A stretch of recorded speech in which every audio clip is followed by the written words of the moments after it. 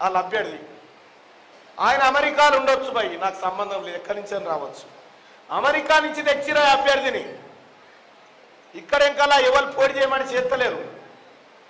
మా పెద్దలందరూ కలిసి మా శ్రీఆర్ అన్న, మా కాంగ్రెస్ పార్టీ, మా రేవంత్ రెడ్డి గారు, ఆ తల్లి సోనియా గాంధీ గారు నన్ను అభ్యర్థిగా ప్రకటించిన తర్వాత నువ్వు చేయమంటే నువ్వు ఆడు చేస్తలేడు, ఈడు చేయమంటే ఈడు చేస్తలేడు బీఆర్ఎస్ పార్టీలా. ఎందుకంటే ఓడిపోతారని.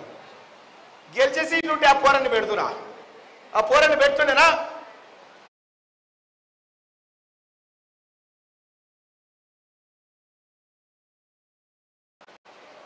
మైసమ్మ గుడి చుట్టి తలుగు కట్టుకొని మేకం దింపినట్టు దింపుతావు రా పోరండి పాపం మంచిగా.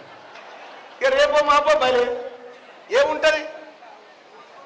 ఇలా టీఆర్ఎస్ పార్టీ ఓటని హక్కున్నది, మరి ఏం చూసి ఓటేయాలి?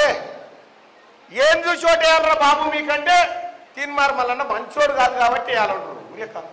మీ అభ్యర్థి ఏం చేస్తారా చెప్పురా అంటే అమెరికాకి ఏం తెచ్చినామంటారు. సోదరి మల్లారా, వాళ్ళేమో అమెరికా నుంచి అభ్యర్థిని తీసుకొచ్చి ఇంత గొప్పవాడని చెప్తా ఉన్నారు కదా. ఇదే ఉమ్మడి వరంగల్ జిల్లాలో అరుంధతి యాదవ్ అనేటువంటి ఒక యాదవుల బిడ్డ నా ఆఫీస్కి వచ్చింది. ఆఫీస్కి వచ్చి అన్నా నేను గొప్పగా చదువుకుంటాన్నా, మా అమ్మ నాన్న పెళ్లి చేయడం కోసం తిరుగుతా ఉన్నారన్నా, జర కాపాడన్నా నా ఆఫీస్కి వస్తే ఆ అమ్మాయి చదువు చూసి, ఆ అమ్మాయి గొప్పతనం చూసి అమెరికాలో చదివిపిస్తా ఉన్నా. ఇప్పుడు నేను ఇక్కడున్న పేదోని బిడ్డను నేను అమెరికాకు పంపిస్తుంటే అక్కడ బలిసినోని తీసుకొచ్చి ఇక్కడ పేదోని బిడ్డ మీద పోటీ చేయిస్తా ఉన్నారు. ఇది వాళ్ళ కథ.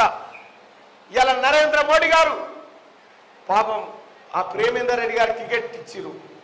జర యువకునికి ఇచ్చినా, లేకపోతే ఈ బీఆర్ఎస్ లో ఉద్యమకారునికి ఎవరికానికి ఇచ్చినా కొంత ఫైట్ ఉండేది. మా శ్రీఆర్ అన్నను నేను కొంత కష్టపడవలసి వచ్చేది.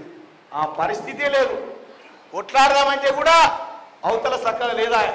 అయినా కూడా సోదరులారా, అయినా కూడా దేశంలో ప్రతి ఏడాది 2 కోట్ల ఉద్యోగాలు ఇస్తా అని చెప్పినటువంటి నరేంద్ర మోడీ మోసం చేసిన నరేంద్ర మోడీ అభ్యర్థి ప్రేమేందర్ రెడ్డి రూపంలో వస్తా ఉన్నాడు.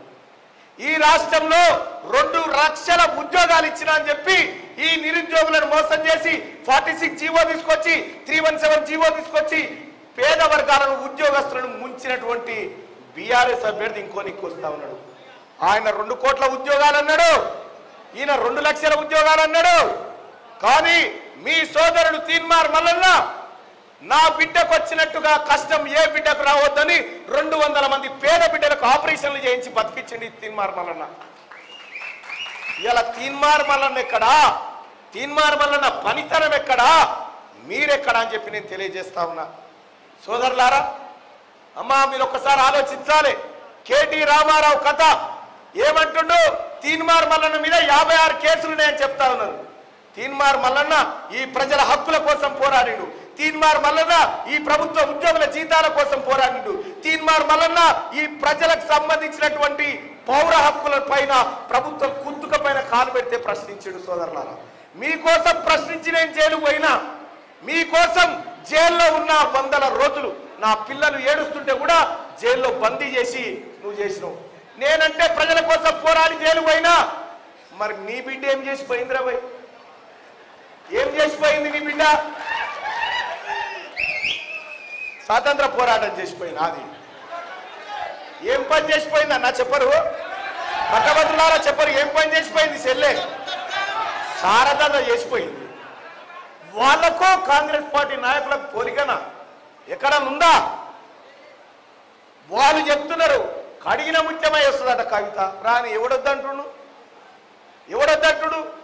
మొన్న పార్లమెంట్ ఎన్నికల్లో క్రాస్ ఓటింగ్ ద్వారా బెయిల్ అప్లై చేసుకున్నాడు కేసీఆర్. ఇది కాదా? రేపు పొద్దుగాల సోదరులారా, ఈ తీన్మార్ మల్లన్న మండలిలో నిలబడితే ఎట్లుంటది, ఇప్పుడున్నటువంటి అభ్యర్థులు నిలబడితే ఎట్లుంటుంది ఒకసారి చూసుకొని. ఒక్కనాడన్నా వీళ్ళు ప్రశ్నించిన వాళ్ళ ఇక ఒక ఆయన ఏమంటాడు మొన్న